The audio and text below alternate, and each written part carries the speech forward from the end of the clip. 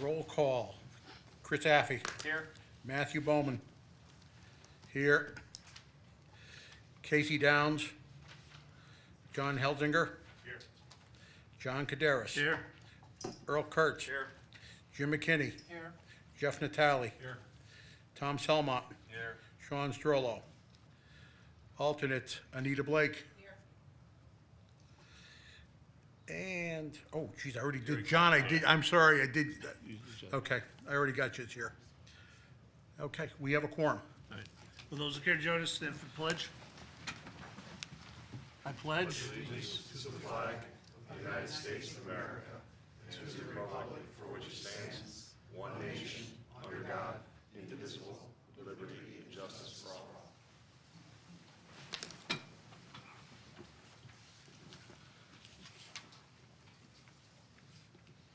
Secretary, call the order.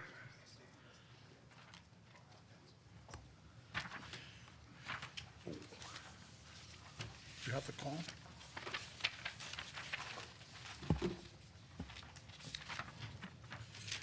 Application for a special permit on behalf of Chestnut Professional Park LLC. Applicant is requesting a special permit pursuant to section 30.49, 30.46, and 30.11 of the zoning regulations for a hair and beauty salon located at 330 South Main Street, Assessor's Map 64, Lot 291, R20A zone.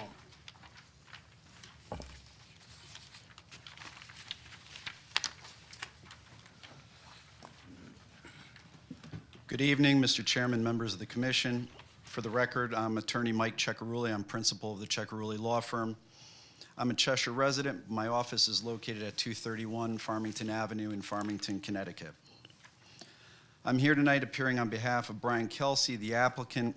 Just a point of order, there was a correction that was made in the notice that should have made it into your packets, but I think that didn't happen in time. So just for the sake of correcting the record, the applicant should be Brian Kelsey, property owner, GTA 3 Flip.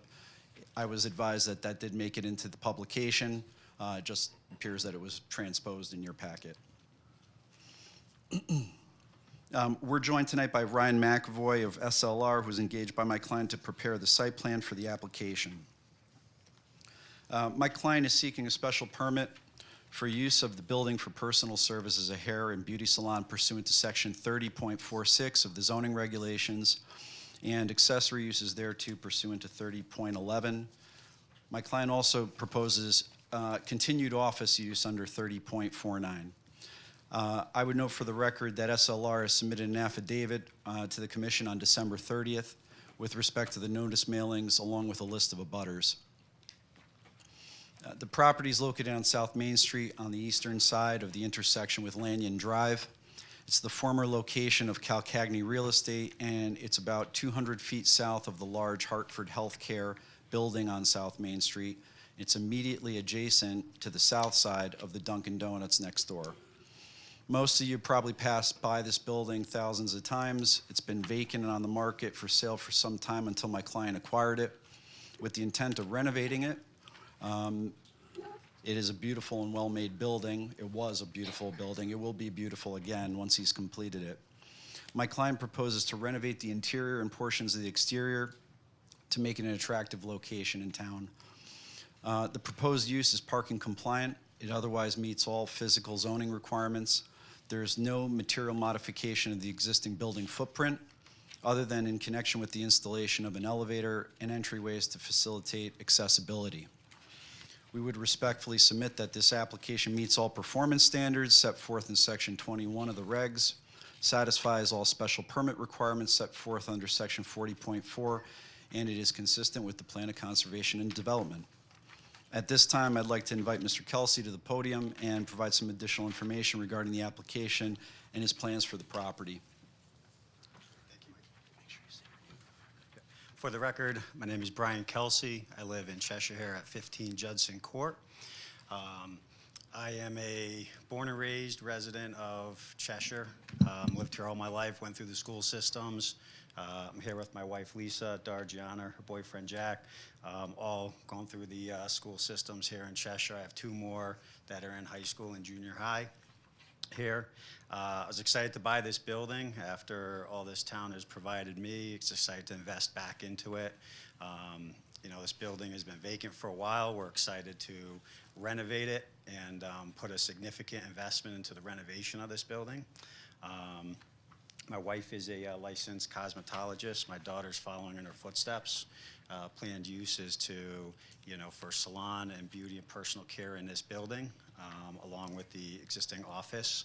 And we're excited to, you know, the opportunity to present this and to do some great things with this building.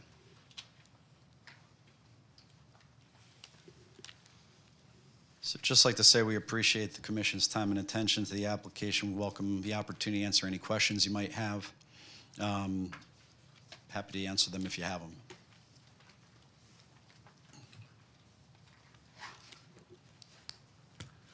Thank you.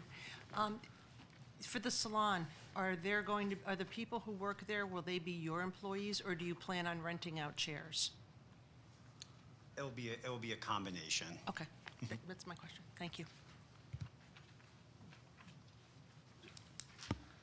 Two quick things. This may be for staff, signs. I didn't see anything about signs in the packet. So the signs could be handled at a later date. The existing building had signs on it. If they're going to replace like to like, it's not really an issue. If they're going to expand it, then we'd look at it for, you know, expansion, et cetera. Gotcha. And second one is a question for the applicant, and this is gonna seem a little far out there. But in the past, there have been discussions about maybe in the rear parking lot, giving access to the Hartford Healthcare Building or Dunkin' Donuts so that cars can come out and actually go to the traffic light instead of taking a left going down South Main Street. I don't know if that was ever discussed or if it's a possibility.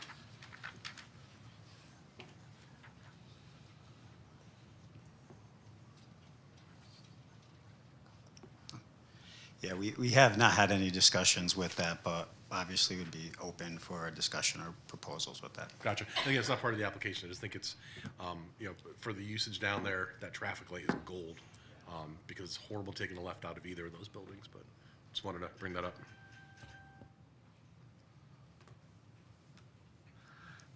Any further questions? Anybody from the committee want to speak? With that, I'll close the meeting.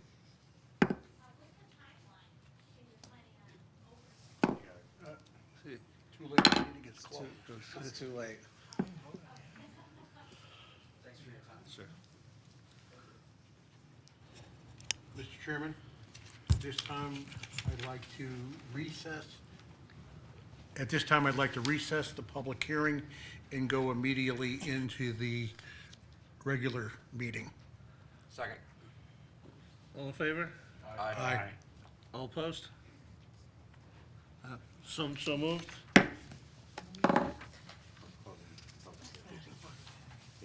Yeah, we recess, we'll go back. We're taking recess. Ladies and gentlemen, audience, we won't be all that long, and we'll be coming back to the meeting shortly.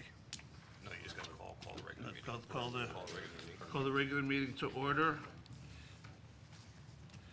The roll stays the same? Yes, we can Skip right, skip right to unfinished business. ask for the motion. Why don't you just say number one is going to be acted on? Number one's gonna be acted at a later time. Number two. Is there a motion? So Chairman, yes, you have a motion for this. Motion to approve application for a special permit on behalf of Brian Kelsey, applicant. Applicant's requesting a special permit pursuant to section 30.49, 30.46, and 30.11 of the zoning regulations for hair and beauty salon located at 330 South Main Street, Assessors Map 64, Lot 294, Zone R20A. The commission finds, based on the presentation and documents provided, the applicant has demonstrated compliance with the Cheshire zoning regulations. Move staff wording. Second. Moved and seconded. Any discussion? forward, nice building. Good luck to the applicant. All right, all those in favor? Aye. All those opposed? Hearing none, the ayes have it. Mr. Chairman, I'd like to recess the regular meeting and go back into the public hearing. Motion made and second, all in favor? Aye. All opposed? So moved. Number 2, application for a re-subdivision on behalf of Birdsey Development LLC. Applicant is requesting a 25-lot re-subdivision of property located at 466 Academy Road, Assessors Map 58, Lot 45, and 0 Academy Road, Assessors Map 58, Lot 47, R20A zone. Mr. Chairman, at this time, I would like to recuse myself. So noted.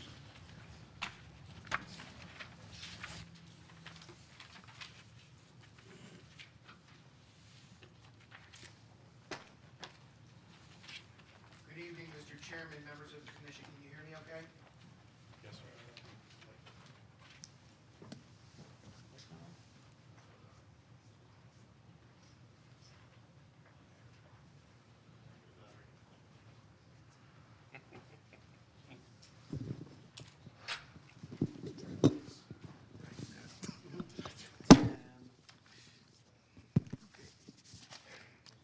How about now? Better? Great. Good evening, Mr. Chairman, members of the commission. For the record, my name is Timothy Herbst. I'm an attorney with offices located in New Haven, Connecticut. I am here tonight on behalf of my client, Birdsey Development LLC. My client is here tonight. Mr. Bowman is a principal of Birdsey Development LLC. We are also joined by our development team, Ryan McAvoy from SLR, who has been working with us on this project from its inception, Matthew Kennedy from WSP, and George Logan from Remo Ecological Services. Where's George? There's George right there.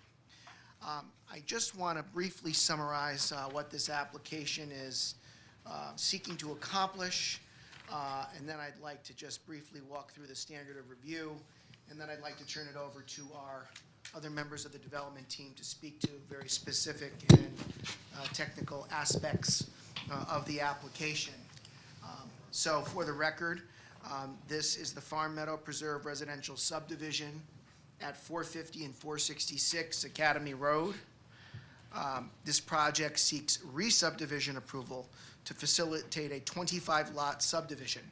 Now, there has been talk, well, is it 25 or is it 24? It's 25, in that the existing home will be subdivided and 24 new homes will be constructed. I just want to make sure that I clarify that for the record. As indicated, 24 new single-family homes with one home that presently exists, remaining on Lot 15 within the R40 zoning district on approximately 42.3 acres. So as I indicated, the application creates 24 single-family residential lots, each meeting or exceeding R40 dimensional criteria. It allows for the construction of public roadways and associated infrastructure, including stormwater management systems, fire protection, and water mains. It provides for on-lot septic systems designed with primary and reserve MLSS based on July 2025 soil testing observed by the Chesprocott Health District per lot MLSS design data provided. It includes erosion and sediment controls with phased construction, roadway construction in the first phase, lot construction to proceed on a lot-by-lot basis with disturbance less than 1 acre per lot, total disturbed area approximately 23 acres, and wetlands have been delineated by Ian Cole, our soil scientists, and the plans include a wetland crossing, 50-foot upland review areas, and stormwater basins with outlet protection features. Now, with respect to the standard of review, and I just want to make sure that I state this for the record and that this is on the record. As this commission knows, this is a re-subdivision application. We received wetlands approval. That wetlands approval is, and your town planner can attest to this, is approved in the sense that the appeal period has expired. It is a valid approval, and that is why we are here before you tonight. And because we are here before you tonight, seeking re-subdivision, I just want to remind the commission that because you are acting in an administrative capacity, there's a very narrow and delineated standard for assessing the adequacy of a subdivision or re-subdivision application. And I just want to make sure I enter for the record Supreme Court precedent on this point. I'd like to introduce for the record Pansy Road LLC versus Town Plan and Zoning Commission of the Town of Fairfield. And that citation is 283 Connecticut 369, a 2007 decision of the Connecticut Supreme Court, written by Justice Vertifay. I'm going to enter that for the record. And I would just like to, if I may, for purposes of the record, talk about some of the key holdings of that decision, which held that when acting in an administrative capacity, a planning commission has no discretion or choice but to approve a subdivision if it conforms to the regulations adopted for its guidance.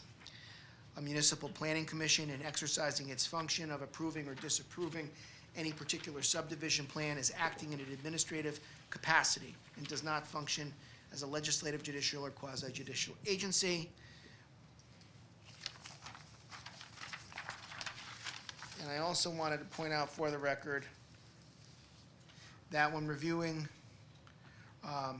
a site plan application or subdivision application, a Planning and Zoning Commission may not reject an application that complies with the relevant regulations. And traffic considerations can play only a limited role in the review of subdivision and site plan applications.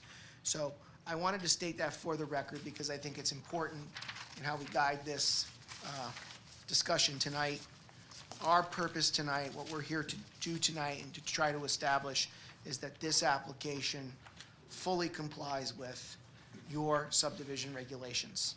And because it complies with your subdivision regulations, the commission should approve this application. Now, at this time, what I'd like to do is turn this over to Ryan McElvoy of SLR, who will walk us through some of the technical aspects of this application.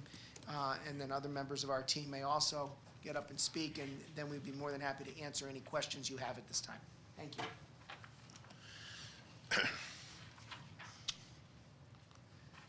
For the record, my name is Ryan McEvoy. I'm a licensed professional engineer with SLR.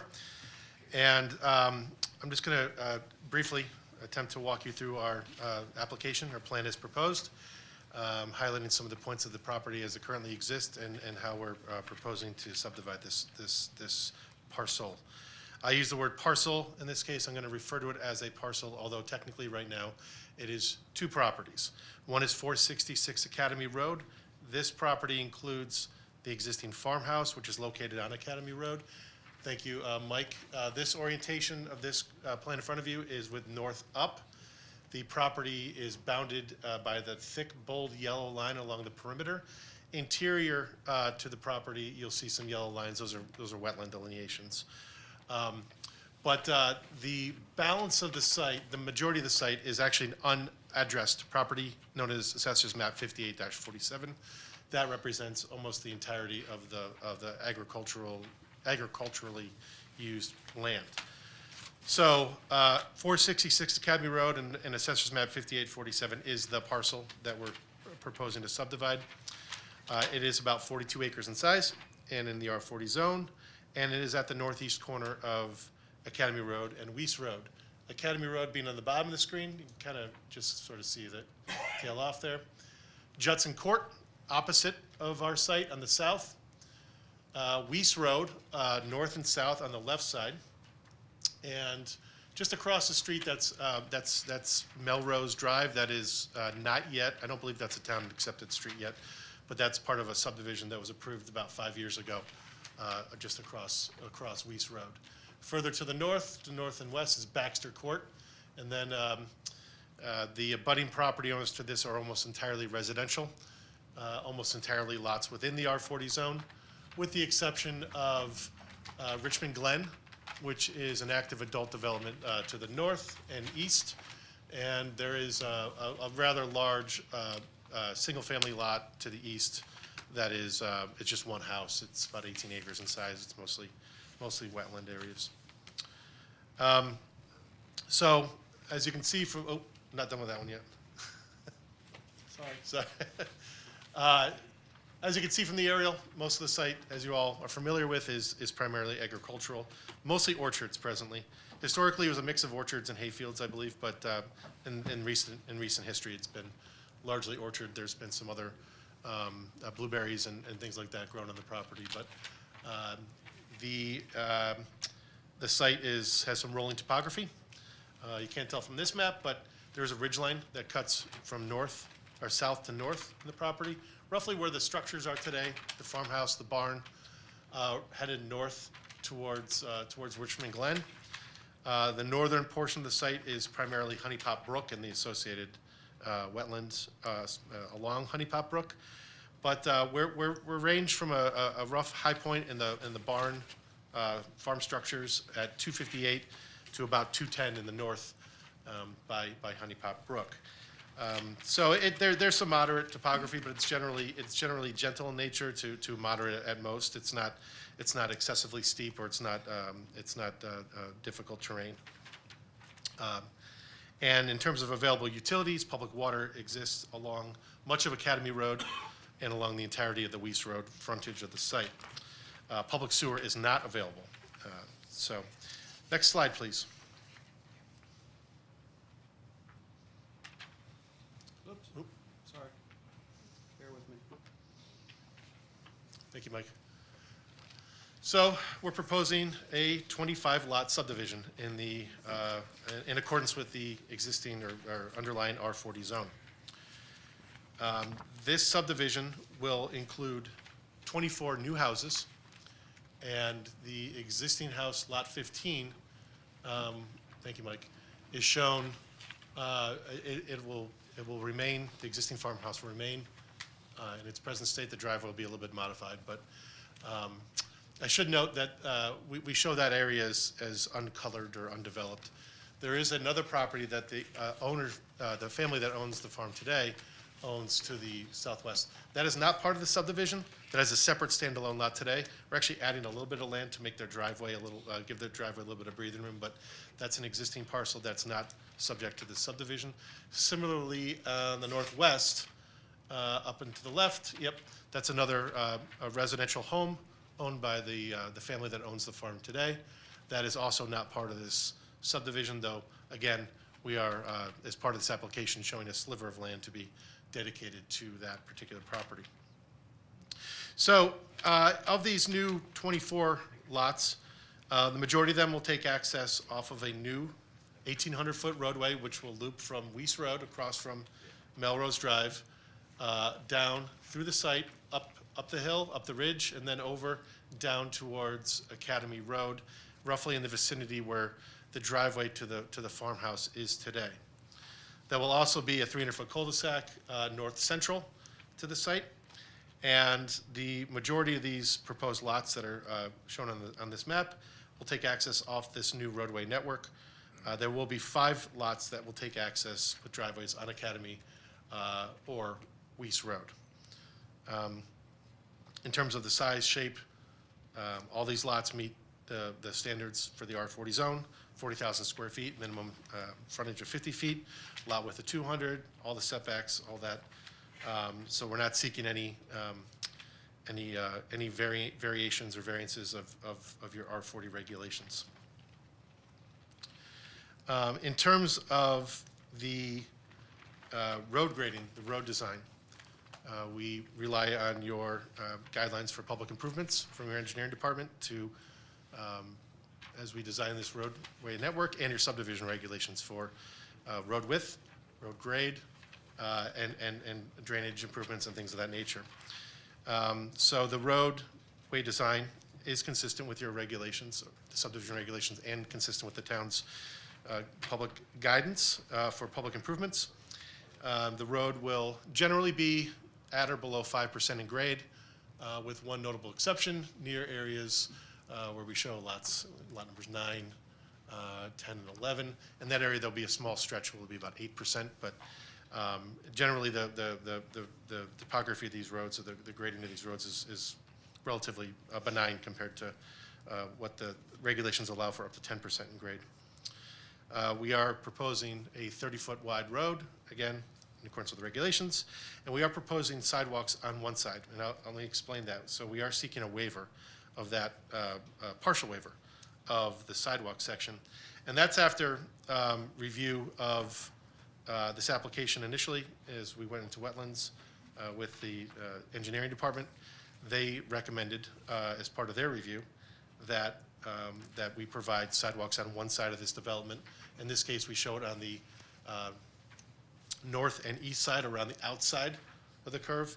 We do not propose sidewalks on the inside of the curve. Again, that waiver request is at the recommendation of the engineering staff. In terms of the road grades themselves, we generally try to keep the road at a similar grade as to what's out there today. We're trying to balance cuts and fills to the extent practical. We do have some areas where there'll be a little bit of excavation in the order of 3 to 4 feet, and some areas where we'll be filling on the order of about 3 to 4 feet as well. We'll be filling coming off Weiss Road, because I don't know if you can visualize it, but as you come down Weiss Road, opposite of Melrose Drive, there is a bit of a dip off of Weiss Road. We have to fill that in order to bring our road up to the same grade as Weiss. But again, we're not talking about significant cuts and fills here. Generally, our road is roadway earthwork is more or less balanced in terms of cuts and fills. We do have a crossing of a narrow wetland corridor. Doesn't really show up that way. Yeah, that's roughly in the area. And that wetland crossing was a very narrow farm ditch where we're passing the runoff through that ditch in a small elliptical culvert with a head wall and end wall. Certainly nothing substantial in terms of the flow that gets through there, but we do have approval from the Wetlands Commission for the direct wetland impact associated with the roadway construction. In terms of review from your varying departments, we have provided sightline analysis of this roadway network from the 2 intersections on existing roadways, along with the driveways that are shown to come off of the existing roads, and demonstrated that after determining the 85th percentile speed on those roads today, again, based on actual speed data of these roads, that we provide adequate sightlines for intersection sight distance from both the proposed roads and the driveways along both Weiss and Academy Road. The availability of these sightlines has been reviewed with the engineering department, with the police department, and with the DOT. The DOT, engineering, and police have all concurred that the sightlines as shown are adequate.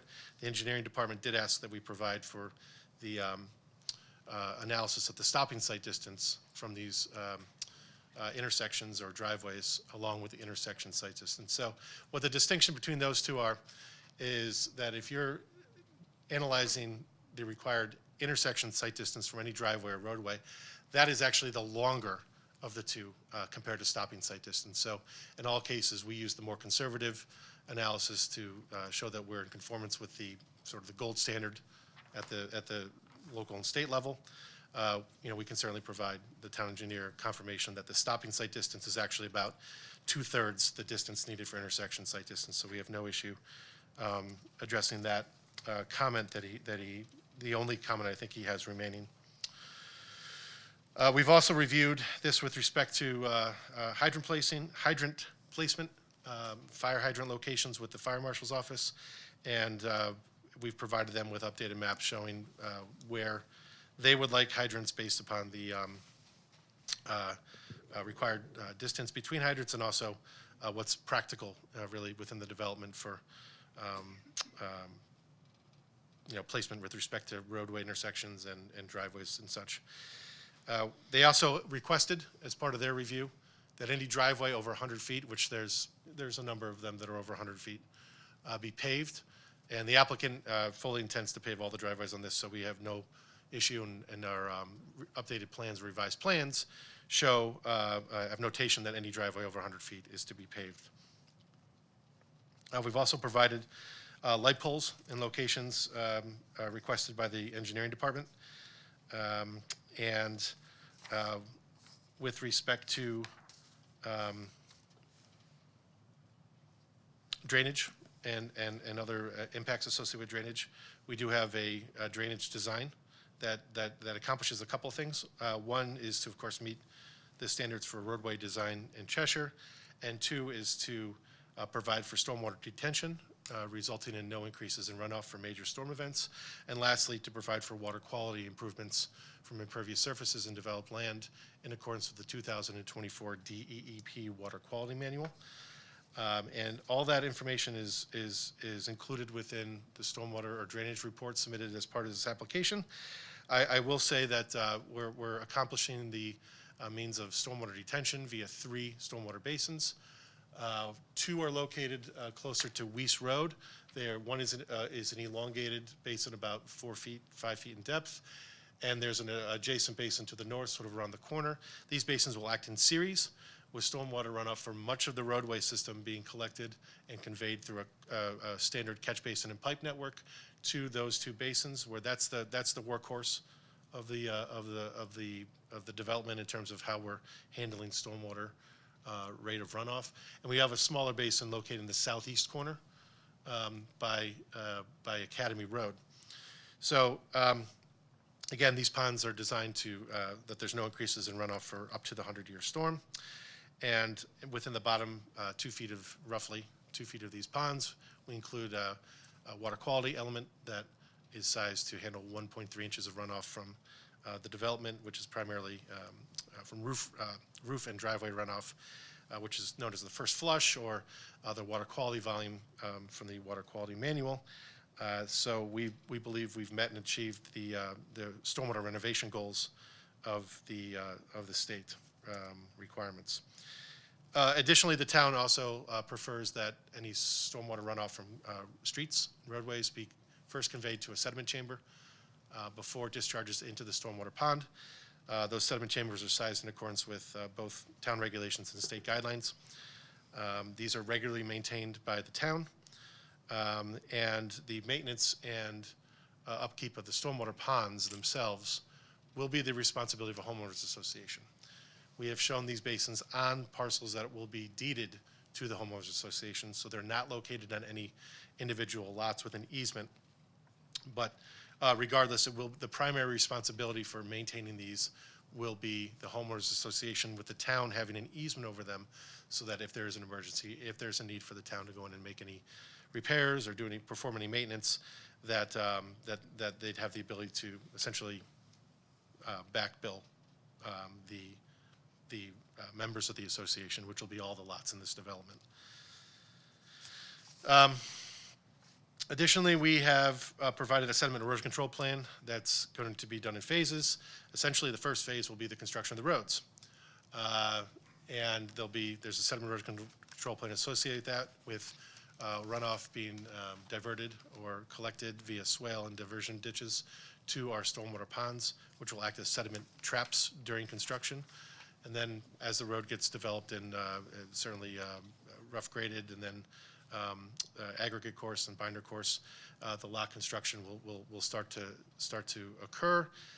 The lot construction will have standard erosion control measures, including construction entrance pads, silt fence, and hay bales as appropriate, particularly in proximity to wetlands or on lots with wetlands or upland review areas on them. Again, this was all reviewed in some detail with the Wetlands Commission and approved as part of their review.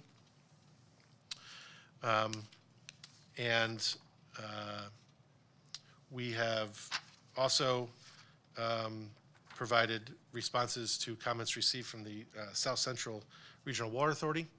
A very small portion of this property falls within the public water supply watershed. This is not located within an aquifer protection zone, but it is the southwestmost corner of the site that maybe an acre or two drains towards Academy Road, gets collected and drained within Academy Road, and eventually into Willow Brook, which goes down, of course, to Lake Whitney in Hamden, in New Haven. So we did have to notify both the Department of Public Health and the South Central Regional Water Authority, and they provided comments, which we've included within our plans, addressing their minor items. We have provided a response letter to engineering comments. As I mentioned before, we received a number of comments from engineering during the wetlands review. And we believe we've addressed them all to their satisfaction, with the one caveat being they'd like to see our table for site distance revised so that we show the stopping site distance, which we have no concerns at all meeting. We did receive comments from the fire department, which we've addressed in our plans, provided written responses and modifications to address their concerns. And through a conversation I had with Fire Marshal Kozlowski, who I believe reiterated this to Mr. Glidden, they're satisfied with our modifications. We have also, of course, because these lots are all going to be on septic systems, as Attorney Herbst mentioned, we have reviewed each lot for subsurface sewage disposal systems, and based on some 100-plus test pits we performed in the site, we've been able to demonstrate to ChesProCat's satisfaction that all the lots are suitable, have suitable areas for primary leaching fields and reserve in accordance with the requirements of the Connecticut Public Health Code. And that is, they've indicated that in a letter dated October 10th. Again, I think as part of the record, I believe you have the wetlands approval. I don't know, Mike, is that typically, okay? So we have approval from the wetlands. This property will require an encroachment permit for driveway connections, roadway connection to Academy Road, which is, of course, a state highway. We've already begun that discussion with the DOT. In particular, we wanted to make sure that they were satisfied with our sightlines that we were providing, which they've confirmed in an email that the sightlines are adequate. So there'll be some minor considerations, that notation they may want, as if and when this application receives approval from this commission, then the DOT will formally review for encroachment permits. So that is a hopefully brief but reasonably comprehensive review of the application as proposed. I don't know, Tim, if we want to just open it up to questions from the commission? Yeah. If there's any questions of the commission, happy to answer them. Sure. So the sidewalks, Yes. Michael, can you bring back the map? Yeah. So the sidewalks are on the top or the north side? and Correct. east, and going down to the east side. So who recommended that? The town engineering staff. Okay, so they recommended having sidewalks on the side that has the wetlands, the retention basins and all that, but not on the side where the house, or, half the houses are. Why? I can only refer you to their comment letter that is part of your packet, where That's, that was their recommendation. if you want a clarification from Merrick on that, I can get that for the next meeting, because I'm Please. assuming we're not going to close this hearing tonight. Yeah, definitely, because I mean, with the topography, we're not worried about the inclines. I'd rather see sidewalks on both sides, but I'd like to hear that rationale from them. Let's see. Any thought about gas? I know that you said it's gonna be, I don't believe natural gas is available on this property. 'cause they just put the line in a couple years ago, going right by the property on 68, so I didn't know if, Well, we haven't, I haven't had any discussions with the gas company about this, but I Yeah. mean, if gas is to be provided, then it would run along the road and serve all the gotcha. individual Again, properties. But not a requirement or anything, but, if I were living there, I'd probably love to have gas, because I don't have gas where I live right now. Let's see. So you mentioned that there's 5 houses that are gonna be, or what, 3 houses on Weiss Road? They're Yes. gonna have driveways going out to Weiss, Correct. and 2 on Academy? That is correct. Where's the second one in Academy? I see one at the bottom there. There's one there. Right. Oh, and then the yeah, main house? Yeah, so we're having one sort of interior lot that's gonna, well, you can see from the graphic. Okay. And, if, obviously people talk about the property. Is there any plan to preserve any of the trees or berries or anything that's on the property? Like the old apple trees or anything?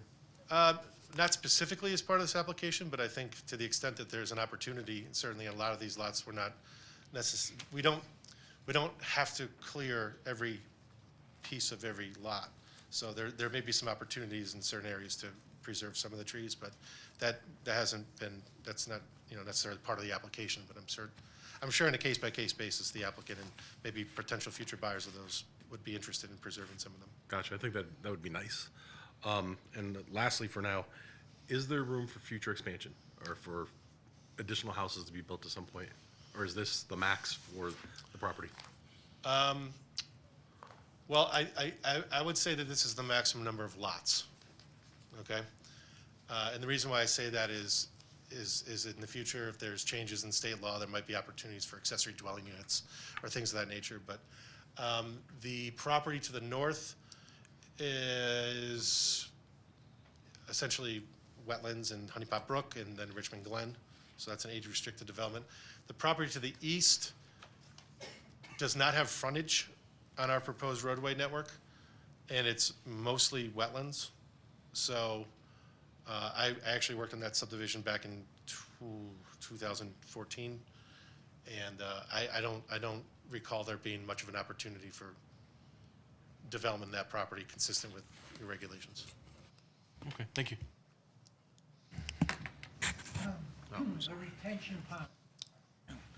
The retention ponds on the prior application, were they also going to be the responsibility of the homeowner, or is this different? On the prior application? This is the only application, but it's the responsibility of the homeowners association to maintain those ponds. That's consistent with every subdivision development in the town in the last 30, 40 years. They're what? Okay. Not what I want to hear. Any plan for sidewalk on Weiss Road? No. It's not, that actually was removed from your regulations about, I want to say 15 years ago. I'm just asking if there was any plan for it, that was it. There's not, no, not as. I'm part not of the- asking if it was required, just if there was any plan for it. Lots 6, 7, 14, 12, they got some pretty long driveways. Are those considered rear lots? No, they all have a minimum of 50 feet of frontage on a town road. So in order to be a rear lot, you have to have, Yeah, yeah. you have to have an easement to get out. That lot 6, for example, that's gotta be what, 200, 300 feet? I'd say it's about that. I don't have the exact measurement, but it's in that range. And Michael, is there any regulation, and I know we're going through POCD, so in regulation changes, so I was just curious for future discussion, what do our regs say as far as maximum length of driveways and that kind of thing? You have a maximum length, I can get through the regs on there. Yes, you do have a cutoff. You also have. I realize this one's not a rear lot, which I know we've talked about that. You have a maximum, I believe it's 600 feet. And then you also trigger at a certain distance requirements of residential sprinkler systems for And that's houses. That's where I was going at, that is if it's over X distance. No, that doesn't qualify for that Yeah. on this. Otherwise, that would be a suggestion as a condition of approval, like we have done in the past, where those lots are identified, which one qualify for that standard, and then specifically say that. But that's really more in the rear lot standards than your standard. I don't recall a subdivision with super long driveways in a long time. The rear lots, that comes up all the time, but standard subdivisions with really long driveways is, it's been a while. Well, and part of it is, there's two parts to it. One, we're, to the extent we can, we're trying to minimize the impact of public infrastructure. We're trying to have the least amount of road, both for multiple reasons, but obviously, keep development costs low, and ultimately, the long-term burden of road maintenance is on the town. So, it seems like a prudent to try to minimize how much public infrastructure that we have for, like I said, a variety of reasons. And is there any, maybe it's a little early, but any plans for foliage or trees or landscaping in between the lots? We're not specifically showing any, but as typically is the case when you have lots that are developed that are into the rear of other lots, it's very common to see a row of arborvitaes or some spruces or white pines, things of that nature, just to provide some shielding. But it's not specifically shown as part of this, but I'm sure that will probably be considered. Tom, Tom, just to answer your previous question on the road, the driveway distance on Lot 6 is 360 feet. We just scaled it out on the plans. Thank you. You're welcome. Sorry, just to follow up to the sidewalks. Are there any sidewalks in the cul-de-sac on either side? On just the, Because it looks like, on the drawing, it looks on like the- it actually on goes the- around the cul-de-sac, but. no, I think that's just an illusion. I think it's, I'm just on the west side of the left side on the sheet. So if there were sidewalks on both sides, they would only come up to the neck of the Yeah. cul-de-sac. So you just see it kind of mirrored on the opposite side.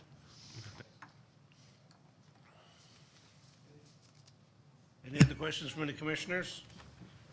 Anything from the general public? Anybody from the general public wish to speak? We might have more. What? I wasn't sure if they were done with their application. They're good. Okay.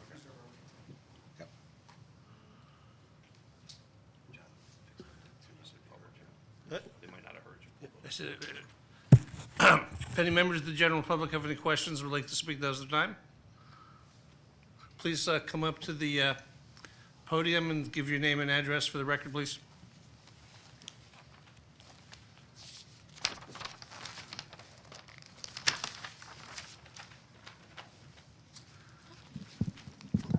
Hello, my name is Jamie Cantoni. I live at 278 Weiss Road with my husband. We actually just purchased a property there less than a month ago. Is there any chance that this project won't go through?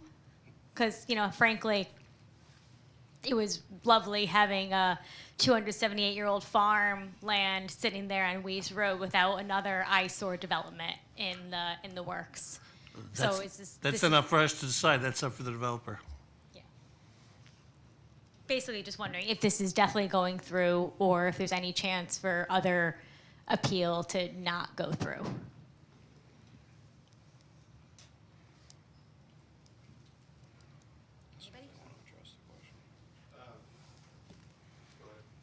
I really don't know how to answer that question because ultimately it's a decision of the commission whether they're going to approve the application. Without getting into great detail, we would not be here tonight seeking this approval if it was not our intent to develop this application. And, you know, I take a little exception with it being called an eyesore. I think it's a beautiful, single-family residential subdivision.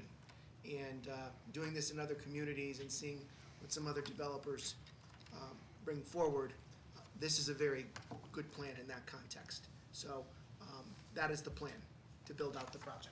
Understood.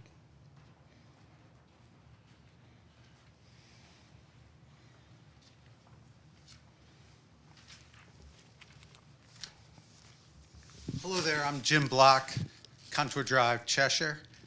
I know the attorney basically made it clear that you guys, or in his opinion, you folks have no choice but to approve the application. That may not or may not be true. I can't comment on that. I just know I've lived in this town now nearly 5 years, and I've seen, I would not go so far necessarily as to call it an eyesore, but a distinct decline in the quality of the terrain, be it on Marion Road near the new school, be it on Mountain Road, and now it will be here. It may be inevitable. All I can do is ask that this commission use whatever power they have with this and upcoming developments that come before you to make every effort to preserve the open space, not to allow the schools to get then overcrowded, the new schools that are already being built and already, from what I've read, going to be on the full side. The traffic is a disaster in this town. I sat in it today near Academy Road, the light at the Academy Road, forever waiting to come back from Hamden. I was at Sleeping Giant. So I can't comment. I don't know the legalities, but I ask that this commission not be necessarily believing that these developers who have bring the attorney that says, oh, you have no choice, this is a state Supreme Court ruling. I'm just asking you to use your due diligence, understand that a lot of people voted for change, and if there should be more people here speaking, there are not. If you look at public, at social media, people want open space, and the developers don't want open space, and that doesn't make them evil, but I just wanted to express my thoughts. Thank you. Thank you.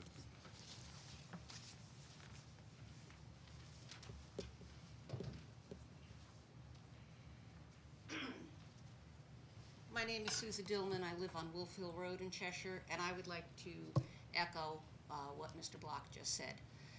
I was very disheartened to hear the attorney speak and say basically that you folks had no choice but to approve this application.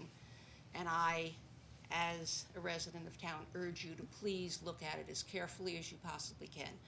There are many concerns that Jim outlined about the crowding and the traffic and the fact that we have very little open space left.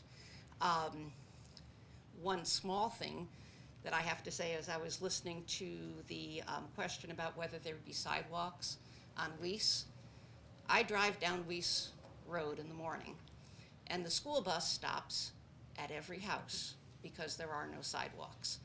It's a very long trip down Weiss Road in the morning, and this is going to add just 3 or 4 more houses that the school bus is going to stop at, which with sidewalks that wouldn't be. But honestly, that is the least of my concerns as far as all of this is concerned. I just urge you to please do your due diligence, and if there's a way to stop this from happening, as a taxpayer and a resident, I would ask you to find that way. Thank you. Thank you.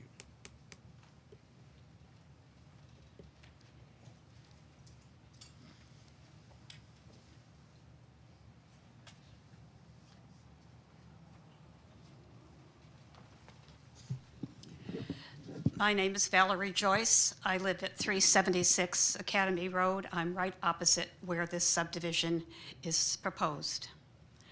I've lived at that corner with a big red barn for 22 years. I can validate that the traffic speed limit on Weiss Road is not 25 miles an hour. I think the traffic division in the town of Cheshire can validate how many times the police protective entities at McNamara Field are monitoring the high-speed traffic.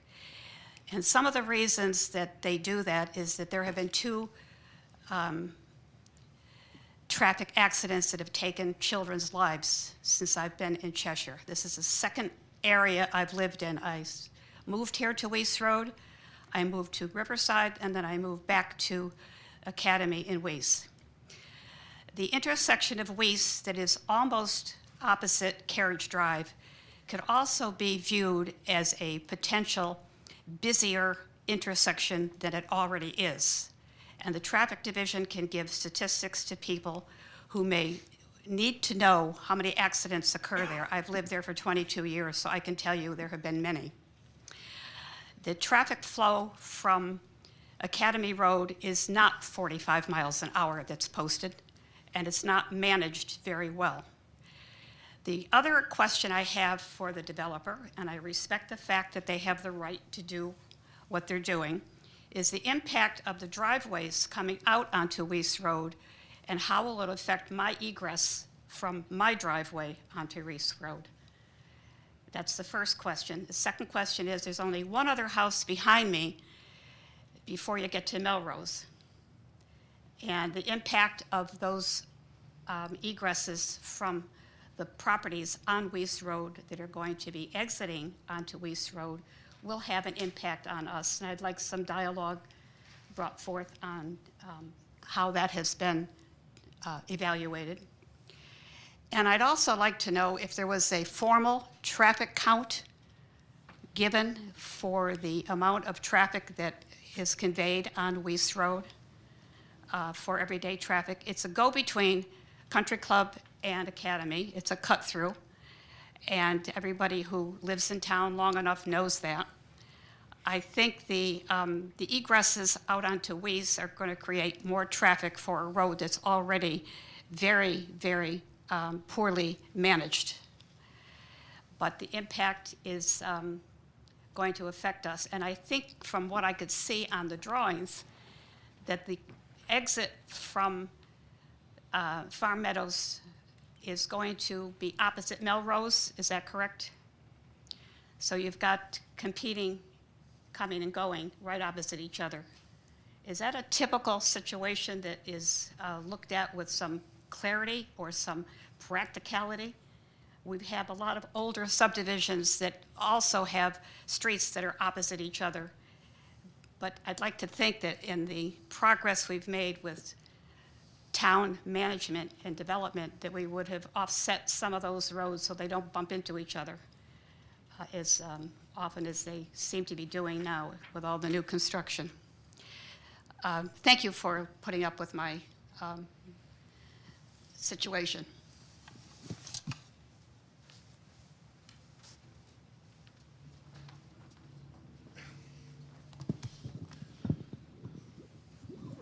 I'd like to respond to certainly the comments raised by Mrs. Joyce. I worked closely with your son for a number of years, so hi. The first couple of comments with respect to speeds. So we didn't base our analysis of the safety of the intersection sight distance from our proposed driveways or roadways based on the speed limit. As we all know, that is often exceeded. So we put speed strips in the road, and those speed strips evaluate the totality of speeds over a 24 or 48-hour period, and we get a statistical breakdown of what those speeds are. As I mentioned before, the gold standard for analysis of particularly roads, to a lesser extent driveways, but certainly consideration as well, is providing intersection sight distance based on DOT criteria for the 85th percentile speed, or the statistical analysis of which 85% or more of the cars are traveling at or below. So all of our driveways from Weiss Road, Academy Road, along with, of course, our proposed intersections, are designed based on that 85th percentile criteria, and at all locations we exceed that by actually a fair amount. So I believe, as a professional before you, that the roadway as designed both meets your regulations and exceeds any reasonable safety standard that's documented by DOT, Federal Highway Administration, or certainly the local regulations. In terms of relationship with Melrose Drive, I would argue that the most ideal condition is when we're having our driveway, our roadway come directly opposite Melrose Drive. Certainly your regulations speak to that, that you can't have a road within a certain distance of an existing road because of the potential conflict from vehicles having conflicting turning movements. In terms of the residential driveways that are coming off of Weiss Road, a single-family residential house, we're not typically looking at impacts with driveways across the street because there's so rarely a conflict in movement. We're looking at sight distance availability, and again, all of our driveways certainly have adequate sight distances to provide safe and adequate egress in and out of the property. In terms of traffic counts, we did not perform any traffic counts as part of this application. Typically residential subdivisions that conform to the regulations in terms of lot size and all that, and it has been the case in other developments in the state and the town, typically don't require that sort of impact analysis because you're meeting the zoning regulations with respect to density, certainly. And I think that the Pansy versus Fairfield case that Attorney Herbst brought up actually speaks to that very issue, that the commissions can't consider traffic impacts when you're developing in accordance with the regulations. Certainly, we take, we're under no illusions that additional houses will generate additional traffic, but given that it's all within the context of your regulations and within the parameters of the R40 zone, that those impacts are really can't be considered as part of this application. Thank you.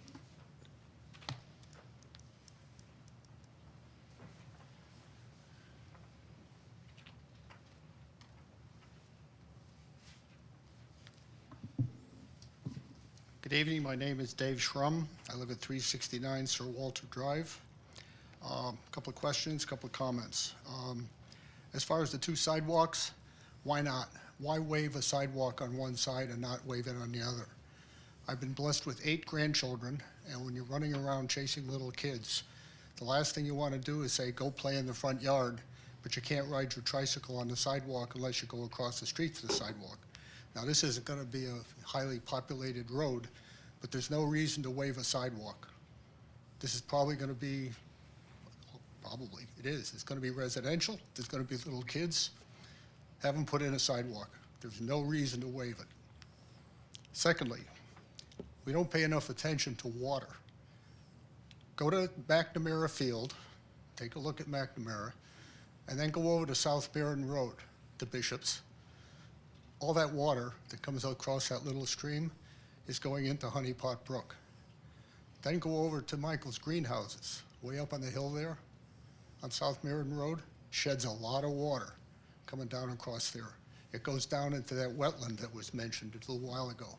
That all goes into Honey Pot Brook. Then go to the top of Yalesville Road, where it peaks, and then goes down towards Broad Brook Reservoir. All that water goes into Honey Pot Brook. Then go out on Talmadge Road. That nice tree farm there, the big field there on Talmadge Road, all goes into Honey Pot Brook. And then go up to Copper Beach Development off of Talmadge Road. All that water goes into Honey Pot Brook. And all that water goes right by this development and under Weiss Road. Now, engineers will say, not a problem, because this new development is only going to add a very small percentage. But it is going to add something, and sooner or later, that bridge on Honey Pot Brook is going to need replacement. Is it going to crest and overflow because of this development? Probably not. But then again, maybe it does. I'd take another look at that. And also, the other thing, I've been to a lot of these meetings, and there's always a detention pond, right? There's always a detention basin. And at these meetings, it sounds like, well, that's going to catch all the water from this development. Detention basins, as you all know, don't trap all the water. They trap the first flush coming off a development, and after that, they overflow, and they might as well not even be there.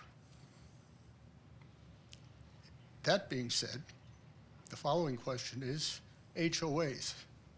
We have come to expect the HOAs to take care of the infrastructure on these developments. I would suggest that you ask the town officials, how many HOAs do we have? How long have they been around? How many of them are not even functioning in business anymore?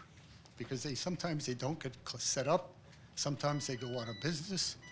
And if we rely on those organizations to protect the infrastructure, including detention basins, we're kind of kidding ourselves. We've got to strengthen that aspect of it, folks. Because you can't just, don't worry, the HOA is going to take care of it. Have a good evening.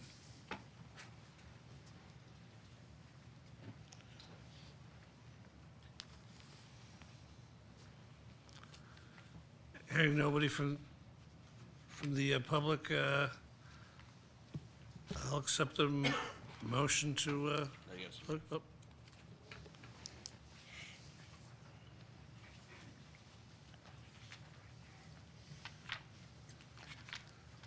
Good evening, guys.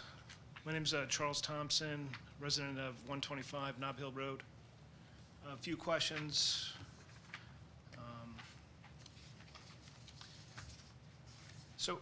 Because of the property's former use as for agriculture, were there any environmental studies conducted on the property? Mr. Kennedy? Yes, there was. What studies were conducted? He's got to. Oh, I'm sorry. He's got to address this. Please. Jeff, it goes to the commission. Oh, I'm sorry. This is not court. I'm going to object to any member of the development team cross-examining any of our experts. Public comment is directed to the commission, and then we have the right to respond to the public comment. That's number one. Number two, I think the speaker should acknowledge on the record that he's also a member of the Inland Wetlands Commission. I am a member of the Inland Wetlands Commission. And in my capacity there, I have a few questions. Are you guys, Would you please discuss it to the, what's that? could you please address your questions to the commissioner? Yes, of course. So, I was wondering if you guys were provided a soil management plan concerning this property?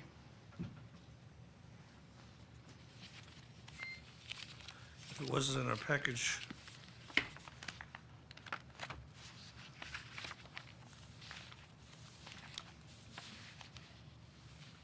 I don't see one. Okay. Were you guys aware of the detection of certain pollutants upon the property? That's nothing that's before the commission at this time. Okay.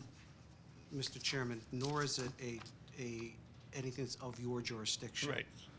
Well, So, If it's not before the commission, it's not within our jurisdiction, what is it that? Well, I had concerns about groundwater pollution at this site after reviewing certain documents related to this development, okay?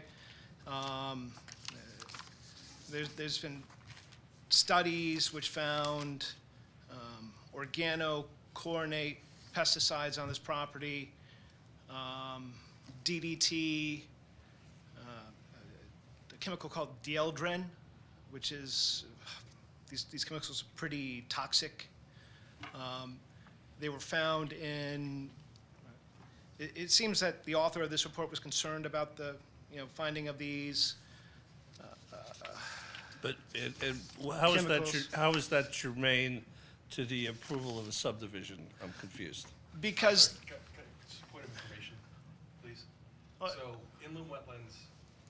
inland wetlands made the decision. correct. They made the recommendation. Everybody else made their decision. So I understand that the speaker is coming here. Maybe you didn't agree with the folks that are on the commission with you, but like Mr. Cordero said, that's not in our purview. And if they already made their recommendation, you're saying that you're almost coming here representing them. Well, I'm when we not. already had the recommendation. I'm not. I just I'm want, a private I just want that on the record. That- Are you here representing inland wetlands? or you're- absolutely not. I'm here as a private citizen tonight. Okay. Maybe, could I clarify something? Please. So the concern with groundwater contamination, Yes. that is not it has to do with your regulations. This is an application that is not in the aquifer protection area, which that's the only avenue under planning and zoning you have the rights to regulate impact to groundwater. This is not within your level A aquifer protection, therefore it is out of bounds. It's not a subject that you have jurisdictional regulatory authority over, period. If you could limit your questions to the application of a re-subdivision, for that is what's the call in front of us tonight. So there was some indication that part of the property drains into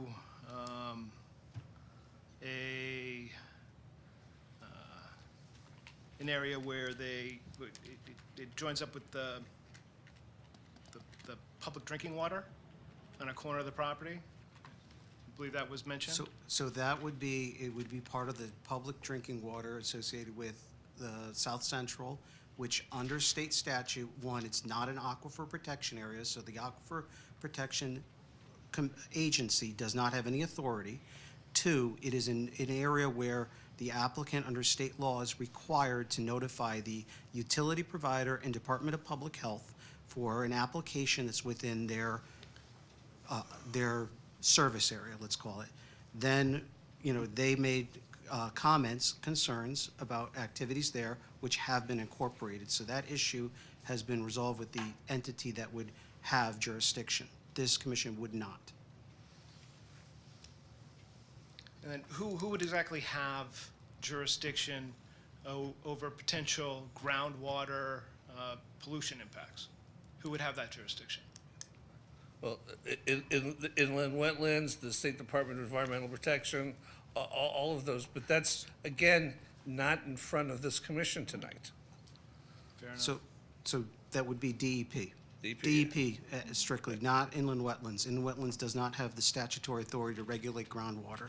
It would strictly be a DEP matter, which, and just so the commission's aware, as a condition of approval, inland wetlands required the presence of a licensed environmental professional, which is an LEP, to be present during excavation on site. He or she will, if they encounter any contaminants, they are responsible to certify any remediation actions. So it could be soil mixing, export, it could be other things, but that's strictly at the LEP's discretion on what is appropriate to meet the residential exposure standards. Once again, way out of bounds for this commission. I just had questions as my capacity as a member of the public about concerns that I had as a member. I mean, I grew up on at 291 Academy Road. We had a well, and I reviewed a public document. Understood, but again, the matter in front of the board That's tonight all is, I'm just raising those concerns. If Okay. it's nobody's concern here, that's fine.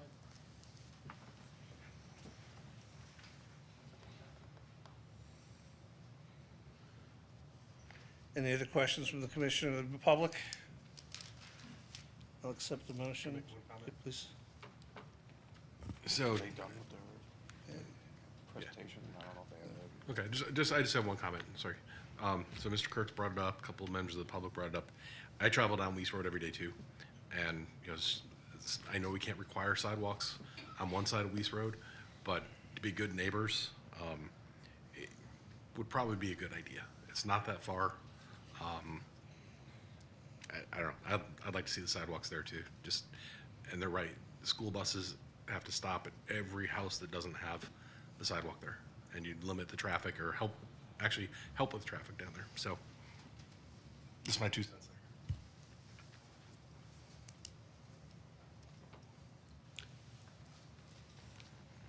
Susan Dillman, 875 Willfield Road again. I just would appreciate it. Can you outline what the next steps are here?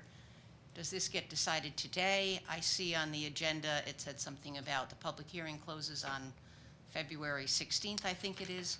So could you just, for the sake of us in the Yeah. audience, outline what the next steps are? After hearing from staff, it's probably not going to close tonight. It'll probably, we'll keep it open for another meeting, and Does that mean there's another public hearing? yes. Okay. And that is noticed just on the Cheshire Town website? It will be 2 weeks from today, the 2 weeks next from public today? hearing, unless the applicant needs extra time preparing anything for the next meeting. But Okay, thank you. we're scheduled to meet again in 2 weeks. Does the applicant have anything further?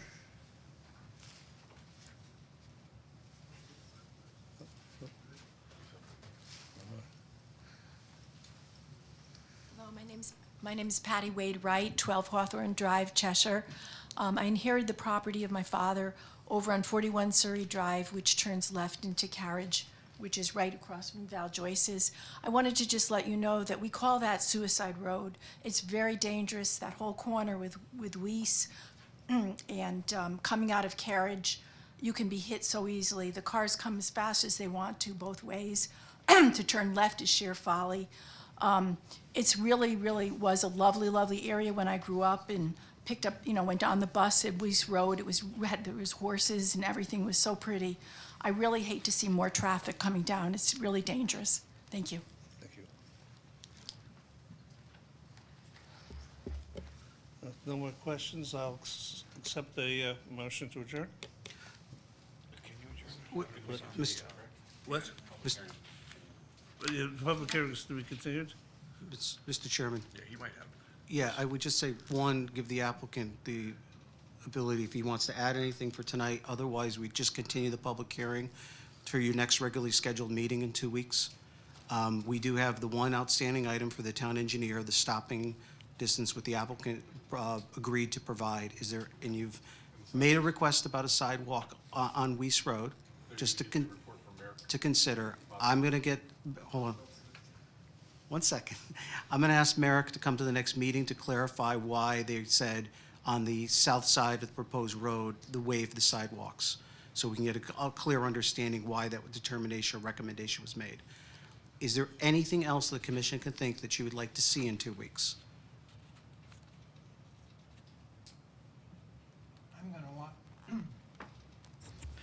I'm going to want sidewalks on both sides of the road. Mr. Shrum and I rarely agree, but in this instance, I might be swayed. Let's first have the town engineer explain how we got to that. And then that's something that's more discussion, not for the public hearing, your opinion. That's more of deliberation at during the vote. So I would suggest that we first get a clear understanding from the town engineer why the southern side sidewalks are recommended. Fair enough. So, don't disagree with you, with Jim. Is there anything else you can think of to direct to the applicant? Tim, Ryan, do you have anything else? We have nothing else at this time. I would like to, however, Mr. Chairman, reserve our right to provide any additional comments at the next public hearing. Yes. Motion to adjourn. All those in favor? Appears the ayes have it. We can go now, reopen the planning and zoning regular meeting scheduled. We've already. I'll go look. Yeah, so, hold on a second. Okay, what is it with this?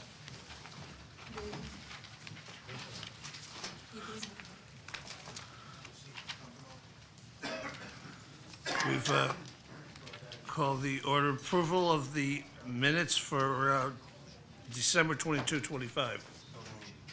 Second. I have a small change. Okay? It says the roll was called by Robert Mercado, and it was done by Jeff Okay. at the last meeting, so that's just a small change. Will the second, we continue that, a friendly second? Yes. I have okay, a Mitch. question. Yes. We had agreed at the last meeting to add the names of the people who were in executive session on November 26th, and I did not see it added. I did check the minutes at Town Hall. I did not see it added. So that would have been in the motion to amend the next meeting's meeting minutes. You don't go back and amend the previous document, because once the document's filed, that's permanent. You're just voting on the amendments on your next meeting's meeting minutes. Which would have been this meeting. Oh, I'm sorry, Jim, we're saying the same thing. No, you're correct. That should be in the motion, just, And was it in this meeting? I didn't see it in today's, or anywhere, actually. so I could look at that, maybe you could table action to your next meeting. All right, we'll look at it next week. That's acceptable? Yeah. Okay. Apologize, Jim. All those in favor? Aye. Opposed? The ayes have it. Any communications? No, just two things. Your next meeting, I'll give copies, I apologize, I was going to bring them tonight, printed copies of the draft POCD. Just so the commission is aware, the draft POC will be going before the town council on January 27th. In accordance with state statute, we have to do the referral to them, which normally they do referrals to us. It is just an advisory opinion. That is not something where they're going to tell you how to edit your document. It's still your document. The public hearing for the POC will be the first meeting in February.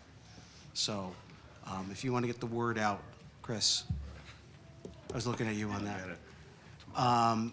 Other than that, there will be a few trainings coming up, and in the future, I'm working with the chair on arranging possibly having an attorney come in, not our town attorney, but another third party, to provide a free training, kind of go over roles, responsibilities, et cetera, of the commission, if you're good with that. We have to do it anyways under state statute, so we'll go downstairs and have a training party. That's all I got. No, and there's no report of the, Lena will do a report at the next meeting for zoning enforcement update. any How's that? complaints of chickens? Lots of chickens. We have lots of chicken stories for you. Then accept the motion. Sorry, just. Oh, sorry. Oh, okay. Yep. The meeting with Jeff here, is that? Your next meeting will be the public hearing also on settlement of the West Main Street appeal. So Jeff will be at your next meeting. Jeff D'Onofrio, I'm sorry. Yep. No, this will be the public session, at the public session, public hearing, and then also vote on it. There's a public hearing on We have to. the decision. Yep. Under state statute, you have to do it through a public hearing.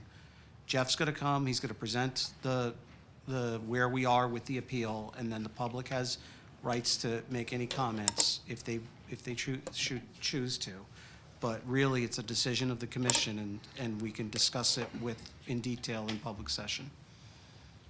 There'll be no opportunity before the public session and executive session? You could, if the commission would like a quick executive session before that, we can do a quick executive session that I'm not night. saying I did, I just was surprised that we do a public hearing. We've settled stuff before, and I don't ever remember doing a public hearing. The state statute's been changed now, where you have to do this. It's actually better, because Yeah. it'll let him take the fall, or the state take the fall. You know, or, you know. You're it loving, doesn't- you're loving Yeah, moving well, over to the Everybody right. always assumes it's us. Yeah. And it's kind of ridiculous. Yep. that So, I mean, he's gonna be the one who presents all the details He'll regarding come through and say. what we've lose discussed in the support, past. this. Exactly. Okay. All the ramifications of any decision, he will explain in detail for you. And then, as members of the commission, you can ask any questions while that hearing is going, just so it's clearly I like this new stated. rule. Okay, I brought something up to Mr. Glidden just about, is it the Metro property that's across from Yeah. Byron's? They didn't do the driveway correctly. Right. With the high mounted curb, so that's still there. And I drove by the other day, they also said in the application and part of everything else, they were gonna do a cutout for the school buses. Didn't see that up there either. Okay. I'll talk to Ben on that. Okay. I mean, we still have several open permits over there. There's obviously, there's time, but they can't do any site modifications right now just due to the time of the year the plants are not open. Okay, because I know that et cetera. when we approved it, we didn't have a choice because it's one of the loopholes in 830G. Correct. But we did have concerns about public safety and public health. And the school bus cutoff was one, the sidewalks were another. And they said they were gonna do both, and that right-hand turn with that curb, so. Right. So at this I- point. I want to see those. Yep. Because that's the- what they agreed to. The sidewalks are in and the crossing is operational. They're coming back in the spring to paint the crosswalk across Route 10. They did not do that, just because DOT told them, no, not in the winter. So that's another thing that's outstanding, but they've been good to work with, so we'll remind them of this.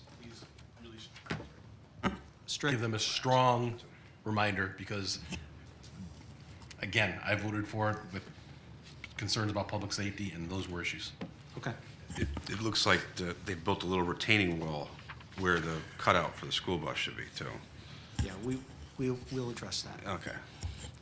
And do I also remember something about on the deeds of the property that this is technically an industrial property that they're living in, and they're coming in second? So when the complaints start coming in on Viron, they have to understand the noise. They need to understand before they move in there that they're moving into an existing, not commercial, commercial, industrial, you know, this is not a residential area. We Yep. didn't want them there, but they came in under that loophole. I understand it's great for some of that one building with the people who had the special needs. There's going to be complaints, and I remember something about it'll be on the deeds of their property. It was going to be in the lease documents, that notifying any tenants coming in, and I can just ask Ben to get a copy of the lease documents to confirm that we're still holding that. They're going to be notified, you live in an industrial zone. Yeah. This is not, you're not moving into like East Mitchell where you're in a residential area. You are next to a I lot mean, of, the complaints we had with Whole Foods, the complaints that you could have with Bazzuto's, all that Exactly. refrigeration, they need to understand they're moving into that Yep. situation. allegedly, that was one of the applicants. I remembered said something like that. I just wanted to make They sure. were gonna notify future tenants in the lease document. I can follow up with that too, just to confirm that it's still in place, that they are being notified, because that is a valid concern, because it's going, you're right, someone is going to complain The about first Saturday noise. night, that there's a Yep. band outside, is gonna be, you're gonna get calls Monday morning. Well. Numerous. Are you gonna be the one calling? I don't hear it from my house. I'm back way further away. He said they're listening to the band. Yeah, I'm there at I'm listening to the band.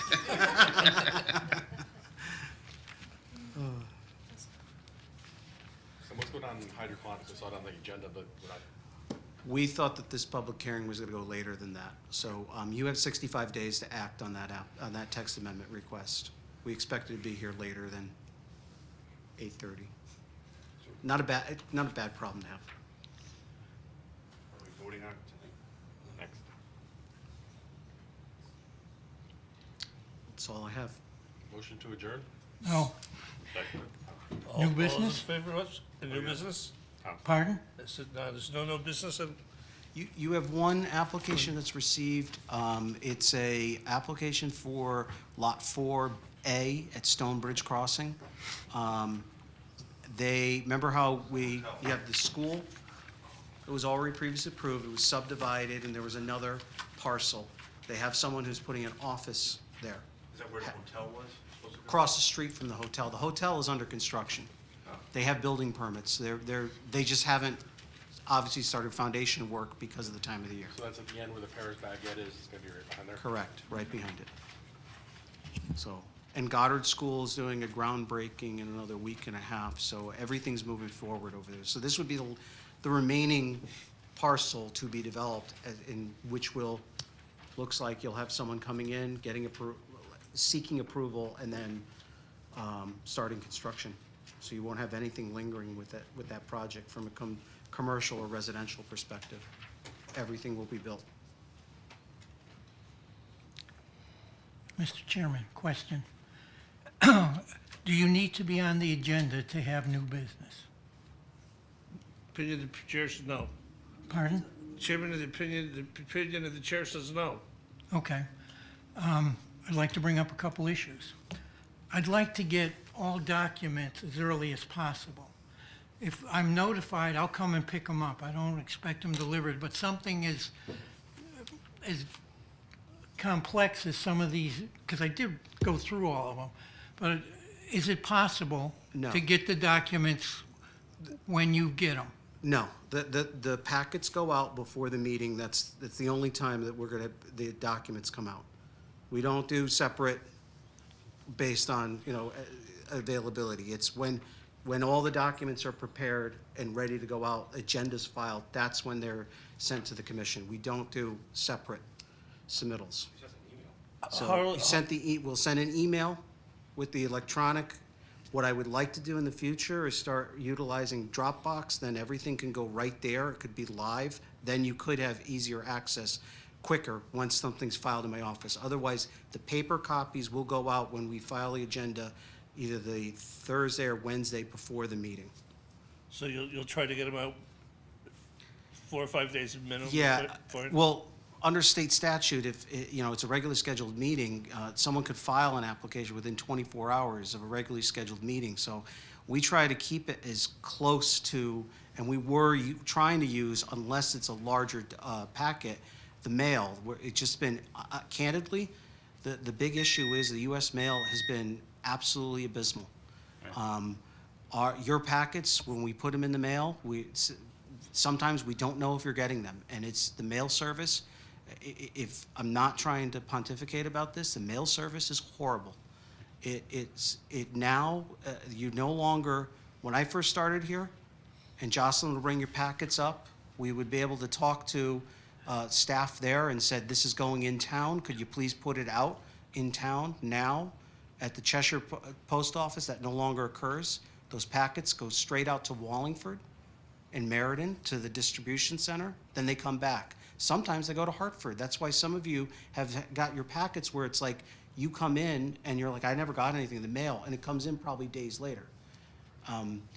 It's probably cheaper just to have you run around and drop off the 12 So, spots. and that's what Colleen has been doing when we have the larger packets. When I have, You have everyone's address. Yep.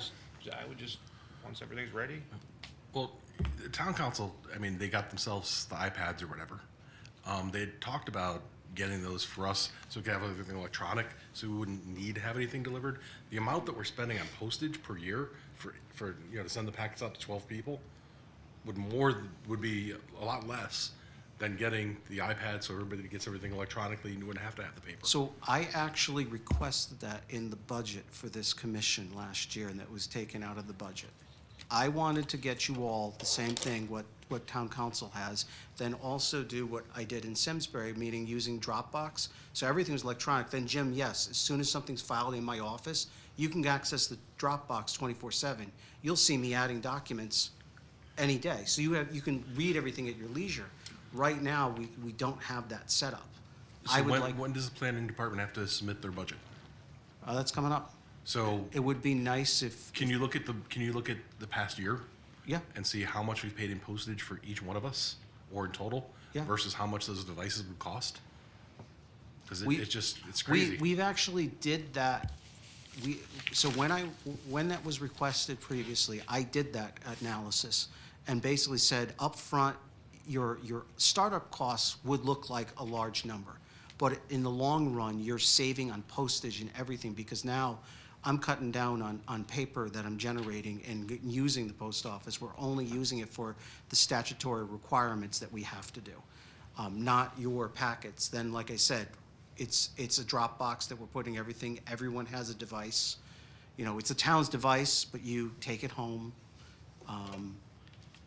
And then you always have digital access to our files, meaning it keeps getting updated as things come in. And we get away from the paper world. And no relying on the US mail service anymore, because it's, Probably expensive to print too, the applicants. Do you know what happened? well, the with that? applicant, the applicants provide, so. We can still ask for that, right?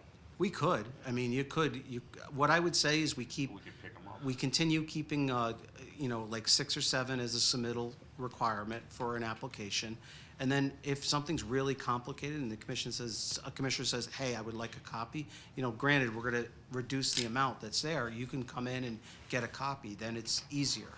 Or I'll bring them to the meetings. But yeah, I mean, I would love to find a way to expedite to get you your packet, Jim, but right now, I don't have that way. We're stuck in this system that we have it set up, so. Okay, Anything further? not at the moment. Motion to adjourn. Second. All in favor? Aye.